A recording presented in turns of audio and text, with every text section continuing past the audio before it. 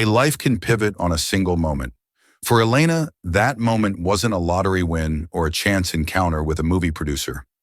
It was a frantic, whispered phone call in a language she thought she had left behind. In the gilded cage of London's most exclusive restaurant, surrounded by people who spent more on wine than she earned in a month, she answered a call in Russian. She had no idea that one of the city's most powerful men was listening to every desperate word. She also didn't know that this call, born of fear and heartbreak, would be her one-way ticket out of a life of struggle and into a world of unimaginable wealth, danger, and power. What he heard in her voice that night would lead to her boarding a private jet just 24 hours later, leaving her old life behind forever. This is the story of how a simple waitress became an indispensable asset to a billionaire. The air in L'Étoile d'Or, Mayfair, was thick with the scent of money. It smelled of truffle oil, vintage Bordeaux, and the delicate, expensive perfumes of women who had never known a moment of hardship. For Elena Petrova, it smelled of pressure. For 2 years, this Michelin-starred restaurant had been her world, a universe of polished silver, starched linen, and the quiet, demanding hum of London's elite. At 26, Elena wore her waitress uniform like armor. The crisp black dress, the pristine white apron. They were a costume that hid the frayed edges of her real life. They hid the fact that her degree in comparative literature from the University of Latvia was gathering dust, that her English, though perfect, was her third language, and that every single penny she earned, every punishing double shift she worked, was sent back home to Riga for her younger sister Anya.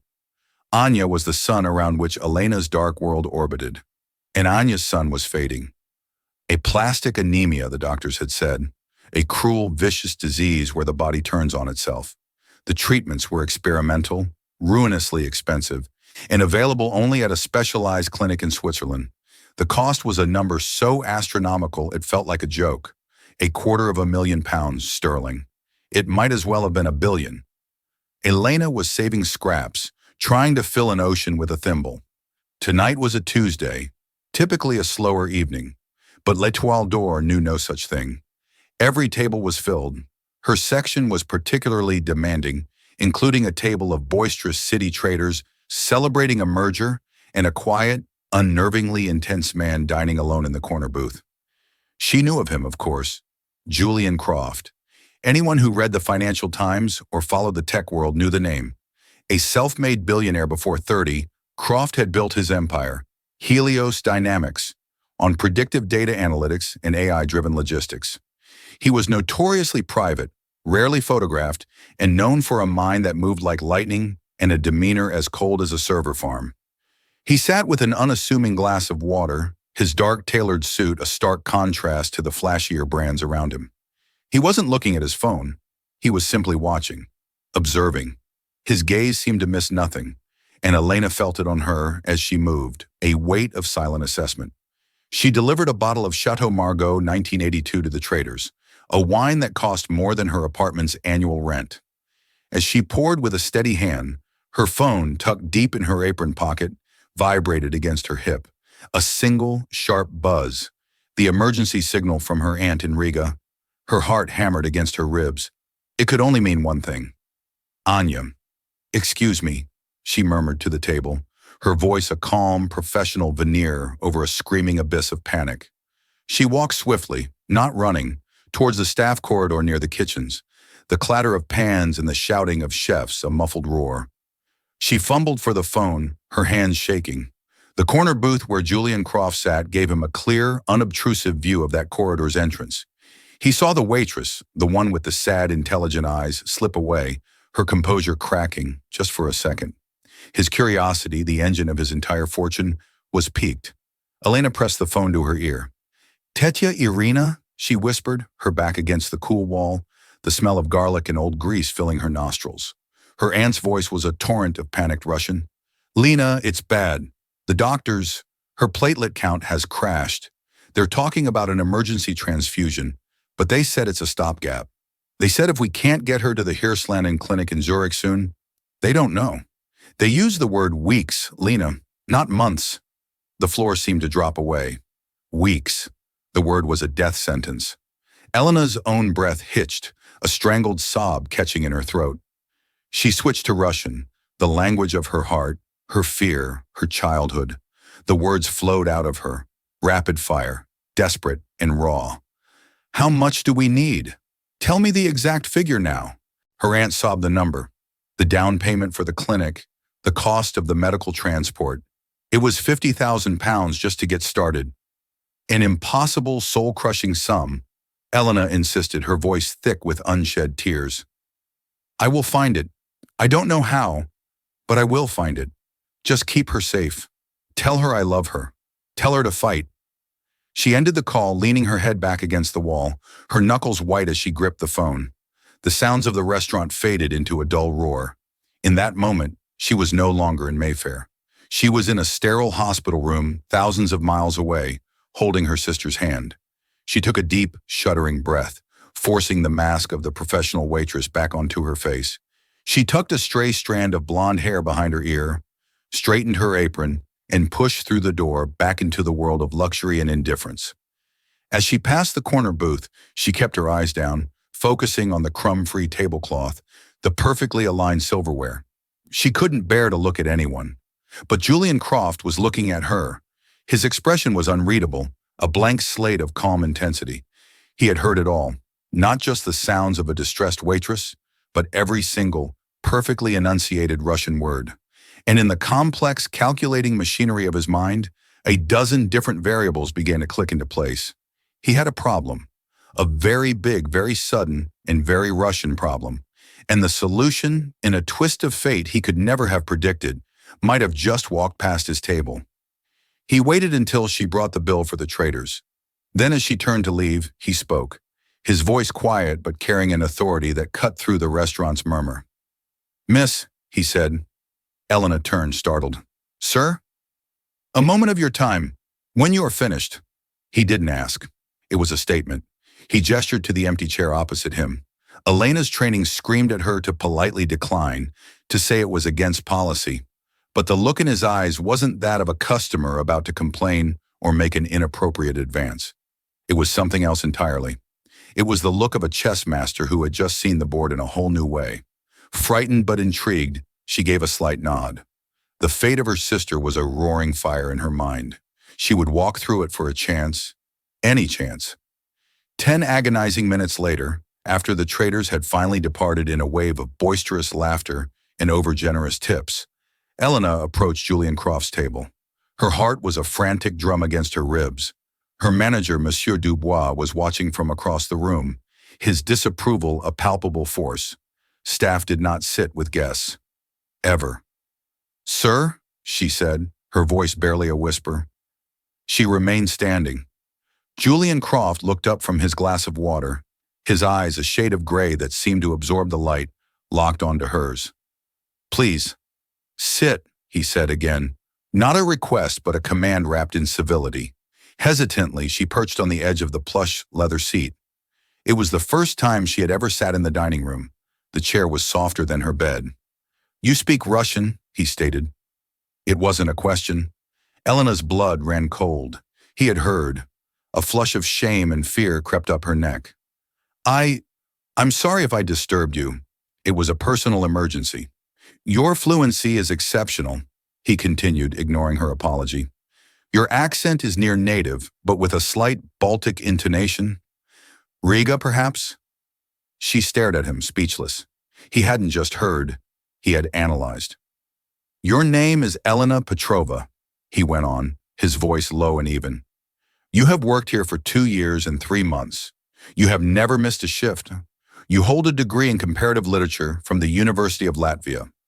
Your younger sister, Anya, is currently in treatment for aplastic anemia at Riga Stratton's University Hospital. Every word was a hammer blow. This wasn't a guess, this was data. In the space of 10 minutes, this man had dissected her entire life. A cold, terrifying dread washed over her. Who are you? I am a man with a problem, he said simply, and I believe you might be the solution. My problem is time-sensitive, requires absolute discretion, and involves a conversation that must happen in Russian. The person I had retained for this task has suddenly become unavailable. The way he said unavailable sent a shiver down her spine. It sounded final. I don't understand, Elena stammered. I'm a waitress. You are, for the purposes of this evening, a waitress, he corrected gently. But what I heard on that phone call was not a waitress. I heard intelligence, command of a difficult language under extreme duress, and desperation. Desperation, Miss Petrova, can be a powerful motivator. He leaned forward slightly, the low light of the restaurant carving sharp angles on his face. I have a meeting. Tomorrow morning, in Geneva.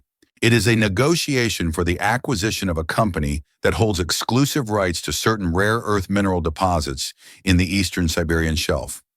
The man I am meeting does not negotiate in English as a matter of principle. He uses language as a weapon, and his interpreters are masters of strategic omission. I need someone who can translate not just the words, but the intent, the nuance, the threat. I need someone whose presence is completely unexpected. Geneva, Siberia. This was a world so far removed from her own it felt like fiction. Why me? You could hire the best translator in the world. I could, he agreed, but the best translators are known quantities. The man I am meeting, Viktor Volkov, will have done his research on anyone I might bring. He expects a professional from a top-tier firm. What he does not expect is a waitress from Mayfair. He will underestimate you. And that, Miss Petrova, is a strategic advantage. He paused, letting the weight of his words settle. The job is for 24 hours. You will board my jet at London Luton Airport at 6 a.m. We will fly to Geneva. You will sit in a room and translate a 2-hour conversation. Then we will fly back. You will sign a non-disclosure agreement so binding that you will not be able to speak of this to a single soul for the rest of your life. He slid a black, slimline wallet from his jacket. He didn't open it. He simply placed it on the table between them. For this 24 hours of your time, he said, his voice dropping even lower, I will pay you £50,000. The number hit her like a physical blow. £50,000. The exact amount her aunt had cried over the phone. The exact amount that stood between Anya and a chance at life. It couldn't be a coincidence. It was a calculated, precise strike at her one and only vulnerability. Her mind reeled. Was this a trick? A scam? Was it dangerous? Undoubtedly. But what was her alternative? To go back to saving a few £100s a week while her sister's time ran out? The desperation he had correctly identified surged through her, eclipsing her fear. How did you... The amount, she whispered, her throat dry. When you are dealing with a problem worth 9 figures, it is prudent to understand the motivations of your solution, he said, his expression unreadable. My people are very efficient. My people. The phrase hung in the air, hinting at a vast, invisible machinery of power. Elena looked from the wallet to his impassive face. He wasn't offering her a job. He was offering her a lifeline. A dangerous, compromised, terrifying lifeline. She thought of Anya, pale and weak in a hospital bed. She thought of the word weeks. Her decision was made before she even spoke the words. All the risks, all the unknowns, faded to gray next to the stark, brilliant color of that single, impossible hope. What do I need to do? She asked, her voice quiet but steady. A new resolve hardened in her eyes. A flicker of something, perhaps respect, crossed Julian Croft's face. He gave a curt nod. Be at the signature flight support terminal at Luton Airport at 05:45. A car will be waiting for you outside this restaurant in 20 minutes. It will take you to your flat to collect your passport and then to a hotel near the airport. He pushed the wallet across the table. There is £5,000 in cash in there, for your trouble and for a new outfit. You cannot meet Viktor Volkov in your current attire. Something professional, conservative, a business suit, dark colors, no jewelry. He stood up, placing several £100 notes on the table to cover his bill and more. He was already turning to leave. Wait, Elena said, her voice stronger now. Who is Viktor Volkov? Julian Croft paused, his back to her. He half turned, his face shadowed. If Roman Abramovich is the public face of Russian money, Viktor Volkov is the deep state. He is a man who came to power in the 90s and never left. He doesn't own yachts. He owns shipping lanes. He doesn't buy football clubs, he buys governments. Do not make eye contact unless he addresses you directly. Do not speak unless you are translating for me. And above all, show no fear. He can smell it. With that, he was gone, melting into the London night, leaving Elena sitting alone in the opulent dining room, the black wallet feeling as heavy as a block of gold in her hand, the impossible weight of her decision settling upon her. She was no longer just a waitress. She was a pawn in a game she didn't understand, on a board that stretched from London to Geneva to the frozen plains of Siberia. The black Mercedes S-Class slid through the pre-dawn darkness of London with a silence that felt alien to Elena. Just hours before, she had been on a rattling night bus, the air thick with the smell of stale fast food. Now she was reclining on buttery soft leather, the city's lights smearing past the tinted windows like a watercolor painting. Sleep had been impossible. After a whirlwind trip to a 24-hour designer outlet, where she'd purchased a simple but impeccably tailored navy blue Armani suit with a tag that made her feel faint, she had spent the few remaining hours in a sterile airport hotel room, staring at the ceiling, her mind a maelstrom of fear and adrenaline. The car bypassed the sprawling main terminals of Luton Airport, heading for a discreet private entrance marked Signature Flight Support. This was the world of the 1%, a place of quiet efficiency where there were no lines, no security theater, no crying babies. A polite attendant took her single small bag, and she was ushered into a serene lounge with plush sofas and a silent television screen, displaying global market data. At precisely Euro 6 Rouse, Julian Croft entered. He was dressed in a charcoal gray suit, looking as if he'd had a full 8 hours of restful sleep. He carried a thin leather briefcase. He nodded at her once, a brief, assessing glance that took in her new suit and professional appearance. "Good," was all he said. "Let's go." They walked out onto the tarmac. The morning was cold and damp, the air smelling of jet fuel. And there it was. It wasn't just a private jet, it was a Gulfstream G650, a sleek white dart of an aircraft that looked more like a futuristic spacecraft than a plane. It was long, elegant, with powerful engines slung beneath its swept-back wings. As she climbed the stairs, a flight attendant with a warm, professional smile greeted her. "Welcome aboard, Miss Petrova." The interior was a study in understated luxury. Cream leather seats, polished dark wood, and brushed metal accents. It was more like a penthouse apartment than an aircraft cabin. There were no more than a dozen seats, arranged in club-style groupings. "Stow your bag. Take a seat," Croft instructed, gesturing to a pair of seats facing each other. He sat down and immediately opened his briefcase. The takeoff was unlike anything Elena had ever experienced. There was no long, rumbling acceleration. The powerful Rolls-Royce engine spooled up with a deep hum, and the jet surged forward with breathtaking force, pinning her to her seat.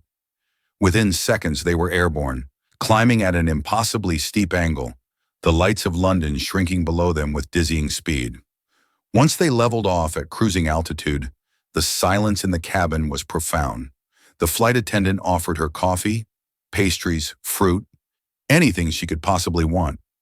She asked for a black coffee, her hand trembling slightly as she took the delicate porcelain cup. Croft hadn't spoken a word since takeoff. He was focused on a tablet, his brow furrowed in concentration. Finally, he looked up and pushed a slim, leather-bound folder across the table toward her. "Your briefing," he said. "You have 90 minutes until we land. I expect you to know everything in this file." Elena opened the folder. The first page was a photograph of a man in his late 60s. He had a broad Slavic face, pale, hooded eyes, and a mouth set in a permanent line of grim disapproval. It was Viktor Volkov. What followed was a dense, detailed dossier. It outlined Volkov's corporate empire, a labyrinthine network of shell companies and holding firms under the umbrella of Volkov Consolidated Resources. It listed his known assets, his political connections, his personal history, from his rumored beginnings as a KGB apparatchik in East Germany to his ruthless ascent during the chaos of the post-Soviet 90s. The file detailed his negotiating style. He favored long, drawn-out silences. He used folksy, untranslatable Russian idioms to confuse and disarm his opponents. He was a master of the implied threat, never stating his intentions plainly, but weaving them into anecdotes and seemingly unrelated stories. The second half of the file detailed the deal itself. Helios Dynamics was trying to acquire a company called Severnaya Zemlya Metals. SZM held the sole exploration and mining license for a vast tract of land in Siberia, believed to contain one of the world's largest untapped deposits of neodymium and dysprosium, rare earth elements critical for everything from smartphones to electric vehicles to advanced weapon systems. Volkov had acquired the company for a pittance years ago and was now looking to cash out for a fortune. The sticking point is Clause 12B, Croft said suddenly, making her jump. He was watching her, his gray eyes intense. Sovereign guarantee. Volkov is insisting on a clause that indemnifies him against any future Russian government interference or nationalization of the assets. He wants Helios Dynamics to bear all the sovereign risk. We cannot agree to that. It's corporate suicide. My goal is to remove or amend that clause. His goal is to make me believe it's non-negotiable.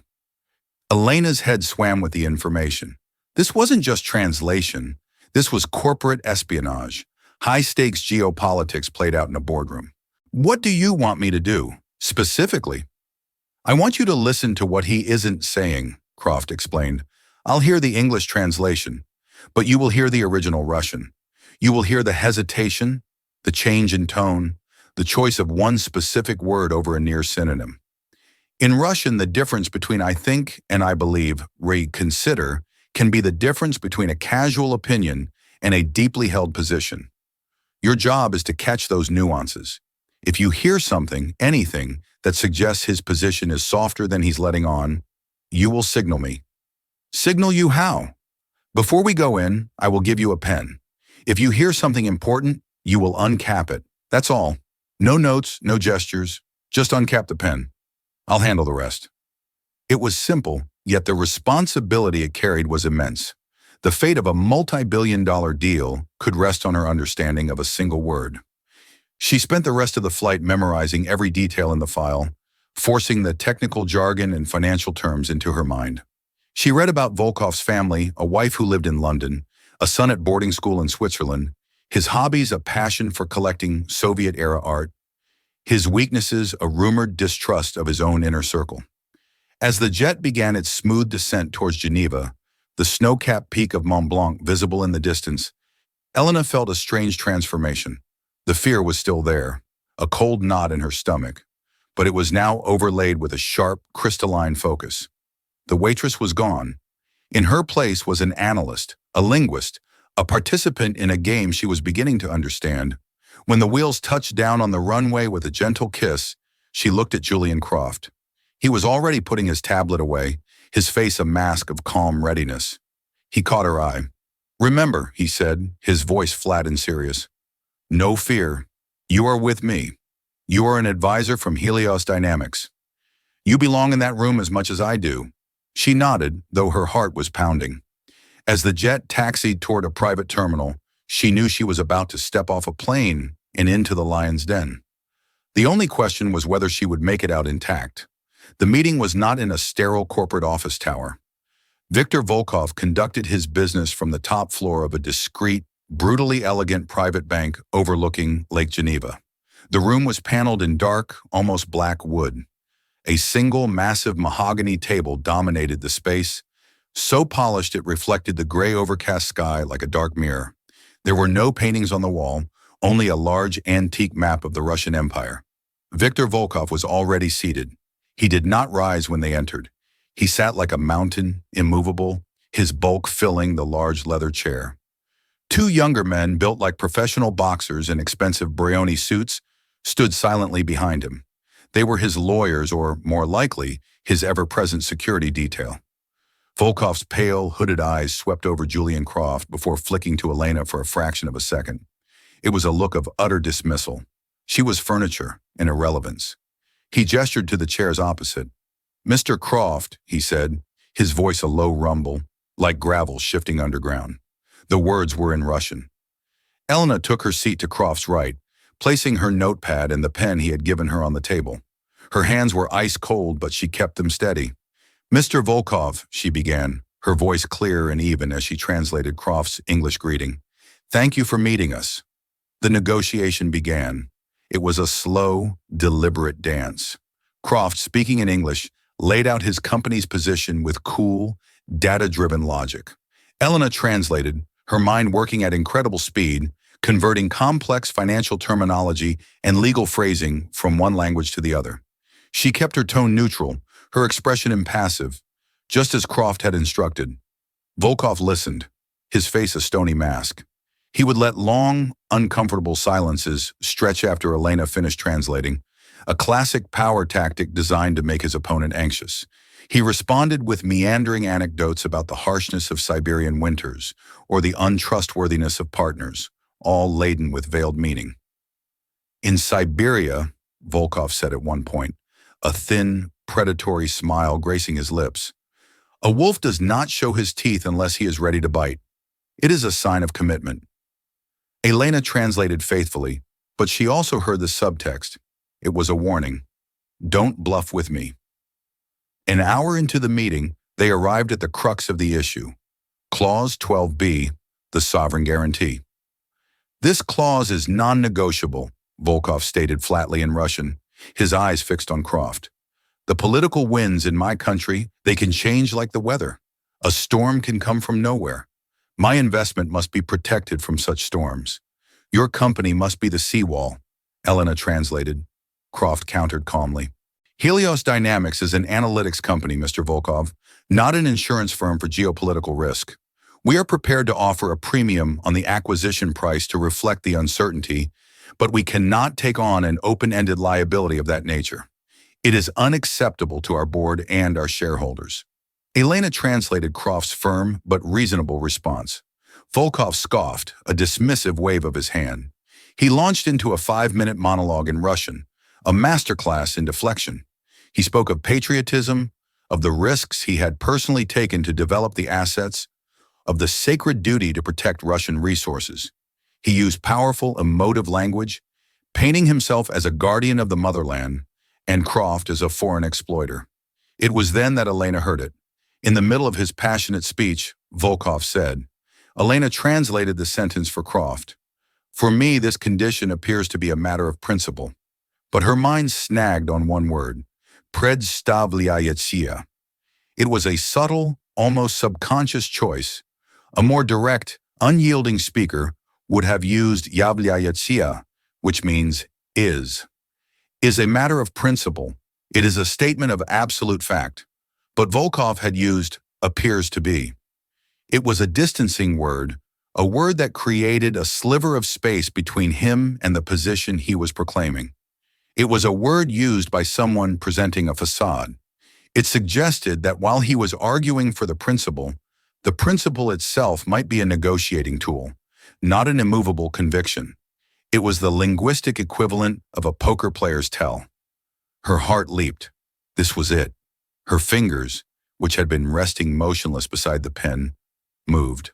Slowly, deliberately, she picked it up. With a tiny, almost inaudible click, she uncapped it and placed the cap neatly beside the pen's body on the notepad. Across the table, Volkov was still talking, oblivious. But Julian Croft's eyes, which had been fixed on the Russian oligarch, darted to the pen for a nanosecond. He didn't react. His expression didn't change. But Elena knew he had seen. He waited for Volkov to finish his tirade. He let the silence hang in the room for a moment. Then, instead of arguing against the point of principle, he completely changed tack. Mr. Volkov, Croft said, his voice calm. Elena translated. Let's set aside Clause 12b for a moment. Let's talk about the payment structure. One of Volkov's men behind him shifted his weight. Volkov himself blinked, a flicker of surprise in his hooded eyes. He had expected a counter-argument, a fight. He had not expected his opponent to simply concede the point and move on. It threw him off his rhythm. Croft continued, laying out a new proposal. We are prepared to increase the percentage of the payment made up front, from 60% to 75%, the remaining 25% paid out over 2 years, a significantly more cash-heavy offer. In return for this gesture of goodwill, we would ask for a minor revision of the language in 12b, not its removal, just a revision to something more collaborative. Elena translated, her own admiration for Croft's strategy growing. He hadn't called Volkov's bluff. He had accepted it as real but offered him an attractive way out. More cash now, in exchange for a minor concession on the point that Croft now knew was not a real principle. He was allowing Volkov to save face while getting exactly what he wanted. Volkov was silent for a full minute. He stared at Croft, then at Elena, a new calculating light in his eyes. He had been played and he was smart enough to know it. He also knew the new offer was too good to refuse. He gave a slow, deliberate nod. "Prepare the revised language," he rumbled in Russian. "My lawyers will review it." The tension in the room broke. The deal was done. As they stood to leave, after the formal handshakes, Viktor Volkov did something unexpected. He looked directly at Elena. For the first time, he spoke to her not as an interpreter, but as a person. "You are not just a translator," he said, his voice low. His eyes were sharp, analytical. He looked at her simple, elegant suit, her calm demeanor. "Where did Mr. Croft find you?" Before Elena could respond, Croft stepped in smoothly. "Ms. Petrova is one of my most trusted advisors." Volkov's lips curved into that same predator's smile. He gave a slight nod, a gesture of grudging respect for a worthy opponent. But as his gaze lingered on Elena, she felt a chill that had nothing to do with the Geneva air. It was a look of cold, acquisitive appraisal, as if he were cataloging her, filing her away for future reference.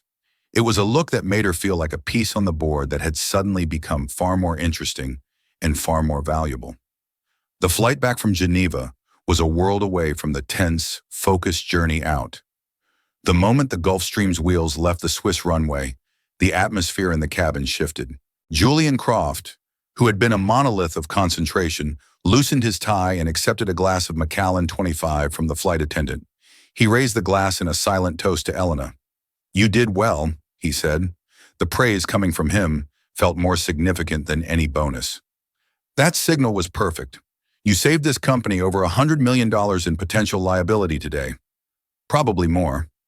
Elena felt a surge of pride, but it was quickly tempered by the unsettling memory of Volkov's final look. What he said to me, "You are not just a translator."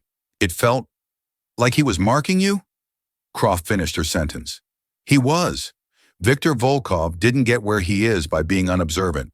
He knew you did something. He just doesn't know what. Don't worry.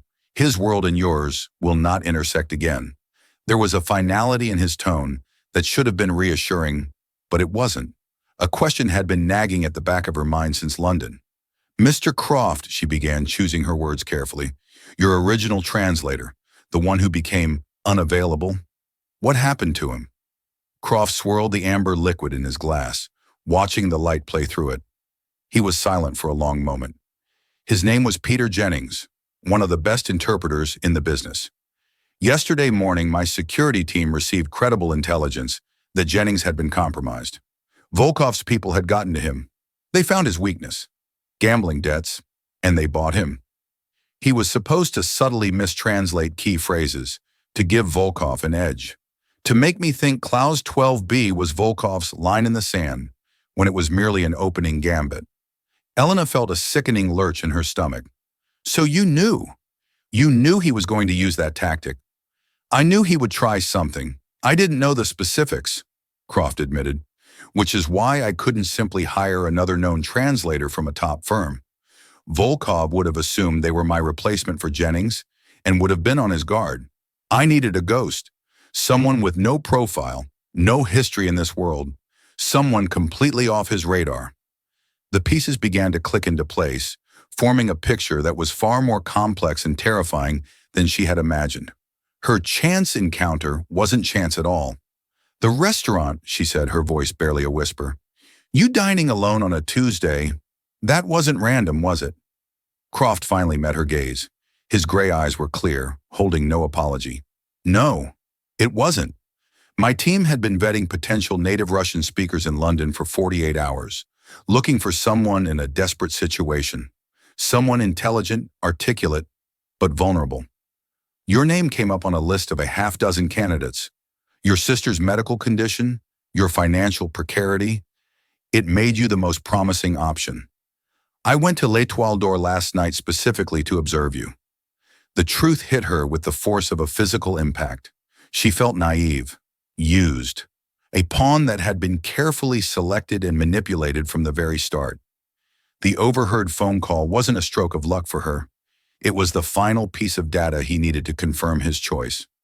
So you sat there, waiting for my world to fall apart, so you could step in and use me? The accusation in her voice was sharp.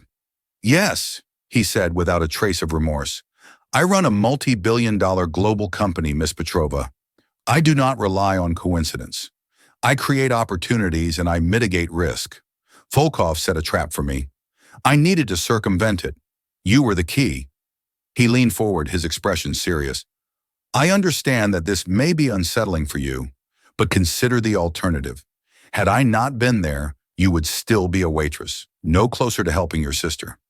I offered you a transaction. You needed money. I needed a specific, rare skill set under specific controlled circumstances. I paid you handsomely for that skill. And you delivered, spectacularly. Elena stared out the window at the endless sea of clouds below, her mind reeling. He was right, and that was the most infuriating part. He had used her, yes, but he had also saved her. He had been ruthless and calculating, but also brutally honest. He hadn't lied to her. He had simply omitted the parts of the truth she wasn't meant to know. She thought of Viktor Volkov's cold, appraising stare. Volkov, if he finds out who I really am, that I'm just a waitress. He won't, Croft said firmly. As of this morning, a new entry was created in our company's internal database. Elena Petrova, special consultant, Helios Dynamics, specializing in Eastern European market linguistics. It's backdated 6 months. Anyone who digs will find a carefully constructed, albeit thin, professional history. As far as the world is concerned, you work for me. The implications of that statement were staggering. He hadn't just hired her for a day. He had absorbed her into his world, creating a digital identity for her to shield her from the consequences of their actions. A notification pinged on his phone. He glanced at it, then looked at her. Check your email, he said. Confused, Elena pulled out her own phone. She connected to the jet's Wi-Fi and opened her email app. There was a new message. The subject line was, Wire Transfer Confirmation. She opened it. It was a transfer receipt from a private bank in Zurich. The amount transferred to her account was not the $50,000 he had promised. It was $250,000. She looked up at him, her mouth agape, unable to form words. $50,000 was your fee for the translation, Croft said, his voice even. The other $200,000 is a performance bonus for saving my company a fortune and for the unconventional nature of your recruitment. It should be enough to cover the full course of your sister's treatment at the Hirslanden Clinic in her aftercare. Tears pricked at Elena's eyes, hot and sudden. Tears of shock, relief, and profound, dizzying confusion. This single act of generosity, or calculated payment, had just solved the single biggest problem of her life. It had bought Anya's future, but it had also bought her. She knew with a certainty that chilled her to the bone that this transaction was not over. This was not just a bonus. It was a retainer. It was a golden chain binding her to this man in his dangerous, intoxicating world. She had stepped onto his chessboard as a pawn, but in the course of a single day, he had just made her a far more valuable piece. They landed back at Luton in the late afternoon. The sky was the same dreary English gray, but for Elena, the entire color palette of the world had changed. As they stepped off the Gulf Stream and back into the quiet, exclusive terminal, she felt like a different person from the terrified waitress who had arrived just that morning. The transfer of the money was a fact, a concrete reality sitting in her bank account that changed everything. Anya was safe. That one all-consuming fear that had driven her for years had been extinguished in a single keystroke. In its place was a vacuum, filled now with a host of new, complex emotions. Gratitude, resentment, awe, and a deep, unsettling apprehension. In the back of the silent Mercedes, driving back towards the heart of London, Croft was on a call, speaking in clipped, precise German, managing some other crisis in some other corner of his empire. Elena watched the familiar, rain-slicked streets go by, but they looked alien to her now. The life she had been living just yesterday, the exhausting shifts, the penny pinching, the constant, gnawing anxiety, felt like a story about someone else. When he finished his call, Croft turned to her. The ruthless negotiator was gone, replaced by a quieter, more thoughtful persona. "My car will take you to your flat," he said. "What you do next is entirely your decision." He let the statement hang in the air. This was the moment, the crossroads. "Option 1, he continued, laying it out like a business proposal. "You take the money. You arrange for your sister's treatment. You can go back to your job, though I suspect you won't want to. You can find a new one. You can finish your PhD. You can do whatever you want. Our contract is concluded. The non-disclosure agreement is, of course, permanent." He paused. "Option 2. He looked directly at her, his gray eyes searching her face. "What I saw today was more than just linguistic talent. You have composure under extreme pressure. You have an analytical mind. You can read a room and understand the currents flowing beneath the surface. These are rare and valuable skills. Far too valuable to be spent carrying plates of food for bankers." He let that sink in. "I am offering you a permanent position at Helios Dynamics," he said. "Not as a translator, but as a special projects advisor, reporting directly to me. Your language skills would be one part of the job, but your real role would be to accompany me in situations like the one today, to be my eyes and ears, to provide the kind of nuanced, human intelligence that my data analysts can't always quantify. The work would be demanding. The travel would be constant. The stakes would always be high, and at times it would be dangerous." He named a starting salary. It was a six-figure number, a sum so far beyond her wildest dreams that it barely registered as real. It came with a housing allowance, full benefits, and resources she couldn't even begin to comprehend. "This is not a rescue, Miss Petrova," he added, his voice firm. "Let me be very clear. This is not charity. I am a pragmatist. I see an asset and I wish to acquire it. You are an asset, but I cannot force you. It has to be your choice." The car slowed as it approached her neighborhood, a stark contrast to the opulence of Mayfair. Elena looked out at the modest brick buildings, the corner shop with the faded awning, the bus stop where she had spent so many cold mornings. This was her life. It was safe. It was known. And she suddenly knew, with absolute clarity, that she could never go back to it. How could she go back to worrying about a broken boiler after flying at 40,000 feet in a vessel of impossible luxury? How could she go back to placating rude customers after facing down a man like Viktor Volkov? How could she go back to a life of intellectual starvation after being told her mind was her greatest asset? She had been given a glimpse behind a curtain she never knew existed, into a world that operated on a completely different level of power, wealth, and intellect. To willingly step back through that curtain now felt like a kind of death. The danger was real. She understood that. Men like Volkov did not play by the rules. The world Julian Croft inhabited was a shark tank, and she was a minnow. But hadn't her old life also been dangerous? A danger of poverty, of helplessness, of watching a loved one fade away because of a lack of funds? It was a slow, grinding danger, but it was just as lethal. The choice wasn't between safety and danger. It was between two different kinds of prisons. One was a cage of circumstance, small and familiar. The other was a gilded cage, vast and perilous, but with a view of the entire world. She turned from the window and met Julian Croft's gaze. The waitress was gone forever. The fear was gone. In its place was a cold, hard resolve she didn't know she possessed. "When do I start?" she asked. A slow, satisfied smile, the first genuine smile she had ever seen from him, touched Julian Croft's lips. "You already have," he said. "Pack a bag, a bigger one this time. You have a 9 a.m. flight to New York tomorrow. There's a hostile takeover bid for a biotech firm we need to discuss. The background file will be sent to your new encrypted phone within the hour." The car didn't stop at her flat. It continued on, leaving her old life behind in the rearview mirror, a blur of rain-streaked streets and forgotten worries. Elena didn't look back.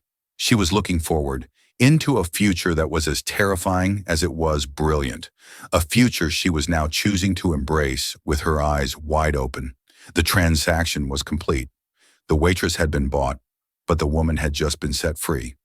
6 months later, the view from the penthouse suite of the St. Regis in Aspen was breathtaking. Snow-covered peaks clawed at a brilliant, impossibly blue sky. The air was crisp and clean.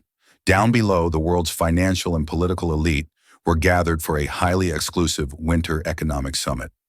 Elena Petrova stood by the floor-to-ceiling window, not admiring the view but observing the patterns of the black SUVs arriving at the hotel entrance below. She was no longer in a simple navy suit. She wore a tailored cashmere dress in a deep charcoal gray, a Patek Philippe watch with a discreet leather strap on her wrist, a signing bonus from Julian. Her hair was styled, her demeanor composed, her eyes sharp and analytical. The transformation was total. The past 6 months had been a relentless, vertical learning curve. New York, Tokyo, Dubai, Hong Kong, Berlin. She had lived out of a suitcase, her body clock permanently confused, her mind constantly absorbing new information. She had learned about leveraged buyouts, quantum computing, and petrochemical supply chains. She had sat in on board meetings, providing silent analysis on the body language of Japanese executives and decoding the cultural subtext of a Saudi prince's offer. Her Russian was still a primary tool. She had handled negotiations for software licensing in Moscow and smoothed over a diplomatic incident with a Kazakhstani energy minister in Nur Sultan. But her role had become so much more. Julian had been right. Her true value was her intuition, her ability to see the human element behind the balance sheets. She had become his shadow, his confidant, his early warning system. Anya was thriving. She was in full remission, living with their aunt in a beautiful, quiet apartment on the shores of Lake Zurich, a short drive from the clinic where she had her checkups. Elena visited every few weeks, the Gulf Stream diverting its course for her. In those moments, holding her healthy sister's hand, Elena knew she had made the right choice. She had not only saved Anya's life, she had given her entire family a future free from the crushing weight of poverty. "They're here," she said without turning around. Julian Croft emerged from the suite's office, nodding a dark silk tie. "How does he look?" "Confident," Elena replied. "Chen is walking with a swagger. The American senators with him look pleased. The deal is going down tonight at the gala." The deal was a proposed Sino-American partnership on AI regulation that Helios Dynamics had been secretly lobbying against for months. It would lock them out of key markets. Their opponent was the brilliant and ruthless Chinese tech magnate, Li Chen. "Our window is closing," Julian said, coming to stand beside her. "I've tried logic, data, and financial incentives. The senators are mesmerized by Chen's talk of global harmony." "That's because you've been fighting him on your terms," Elena said quietly. "You need to fight him on his. Chen isn't selling them a business proposal. He's selling them a legacy, a story. You've been giving them numbers. He's been giving them a vision." Julian looked at her, his respect for her insights now a given in their relationship. It was a partnership, forged in the crucible of high-stakes capitalism. "So what's our story?" Elena finally turned from the window, a thoughtful, strategic light in her eyes. "Our story isn't about blocking China. It's about empowering America. It's not about fear. It's about potential. You need to stop talking about risk and start talking about revolution. You need to announce the Helios Educational Foundation tonight. Pledge $1 billion to fund AI literacy programs in every state university in the country. You don't just counter his narrative. You create a bigger, better, more patriotic one. You make them the heroes who brought a tech revolution home." Julian was silent for a moment, the gears in his mind turning at incredible speed. Then a slow smile spread across his face. "That's brilliant," he said. "It's audacious, it's expensive, but it's brilliant." He looked at her, at the woman who stood before him, poised, powerful, and utterly indispensable. He saw the flicker of the scared waitress she had once been, but it was now just a distant echo, a foundation stone for the formidable advisor she had become. "How did I ever manage without you, Miss Petrova?" he asked, the question rhetorical, but the sentiment entirely genuine. Elena allowed herself a small, confident smile. "You managed, Mr. Croft," she said, "but now we win." Later that evening, as she stood in the wings of the grand ballroom, she watched Julian Croft take the stage. He scrapped his prepared speech and, using the framework she had given him, delivered an electrifying address that shifted the entire focus of the summit. She saw the senators' expressions change, saw the dawning realization that they had been offered a far more compelling legacy. She saw, across the room, the confident swagger evaporate from Li Chen's face, replaced by a look of cold fury. They had won. As the applause thundered through the hall, Elena felt a quiet, profound sense of satisfaction. She had not been rescued by a billionaire prince. She had been given an opportunity, and she had seized it with both hands. She had used her mind, her intellect, and her resilience to forge a new identity, to build a new life not just for herself, but for her family. The journey had started with a desperate phone call in a language of her past. Now she was shaping the future, in a language of power that was universally understood. The waitress from Mayfair was gone. In her place stood a woman who knew her worth and who was just getting started. Elena's story is a powerful reminder that the most defining moments of our lives often arrive disguised as chaos. It wasn't a stroke of luck that lifted her out of her circumstances. It was her hidden strength, her intellect, and her courage to say yes to an impossible, terrifying opportunity. She went from being a pawn in someone else's game to a player who could change the outcome. Her journey from a desperate waitress to a powerful global advisor shows that circumstance doesn't have to be a life sentence. With the right leverage and an unbreakable will, anyone can rewrite their own story. What hidden skills do you possess that the world just hasn't seen yet?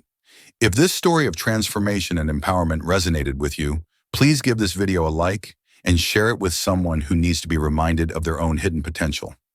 Don't forget to subscribe and hit the notification bell so you won't miss our next story about the incredible twists and turns that shape our lives. Thank you for watching.